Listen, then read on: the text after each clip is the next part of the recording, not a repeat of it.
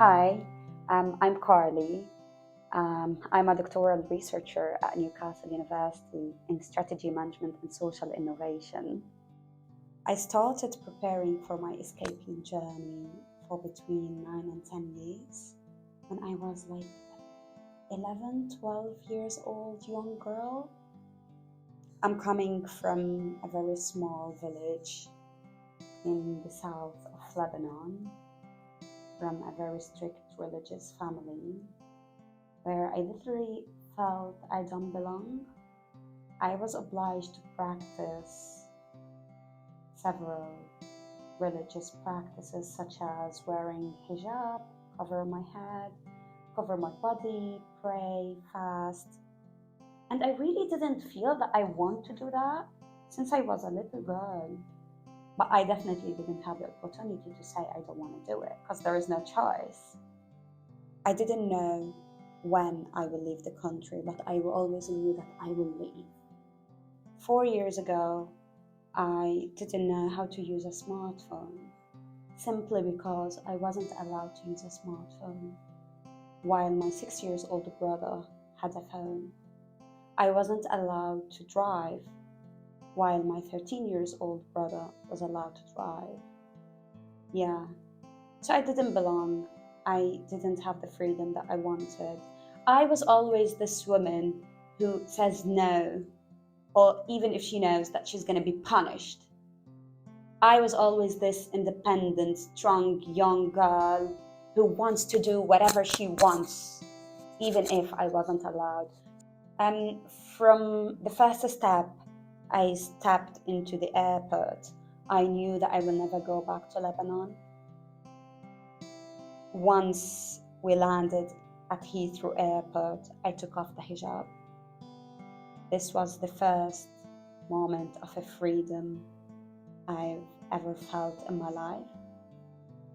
Being myself, taking something off. There's nothing wrong about someone putting the hijab. Don't get me wrong. Freedom was never a problem for me because I was looking for it. I was seeking it. Freedom was forbidden back in my country.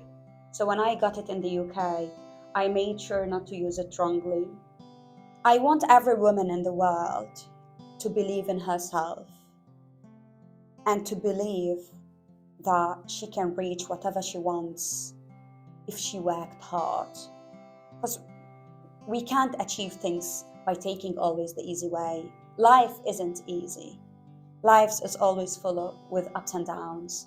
If we weren't strong enough, we wouldn't be able to make it. Life is so brutal. We have to be strong. We have to stop people from hurting us. We shouldn't be silenced. Don't accept to be muted. Don't accept to be silenced. This is why I'm here today, because I never accepted to be silenced.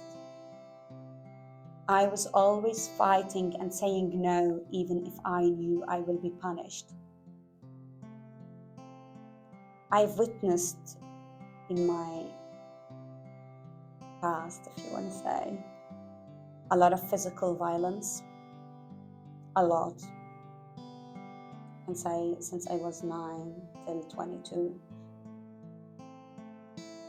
I was encountering physical violence. But this didn't stop me. This was always motivating me for a better life. Before coming to the UK, all what I've knew about the UK is Big Ben and the English language. I knew that there is some kind of freedom, human rights, but this is all what I knew. Newcastle is a sanctuary city that is also shedding the light on this term of sanctuary. Schools are becoming sanctuary schools, organizations, universities. This is incredible. And this tells something. This tells that there is definitely a better future for people from asylum and refugees experiences to integrate embed and live a normal life. Don't feel that they are excluded or foreigners. We're not foreigners. We are locals now. I can't give you a very precise answer about where I see myself in 10 years, but I've got a plan. I've got a strategy I'm working on. I would love to bring both my lived experience as a refugee in the UK and my strategy management expertise as a doctor to be next year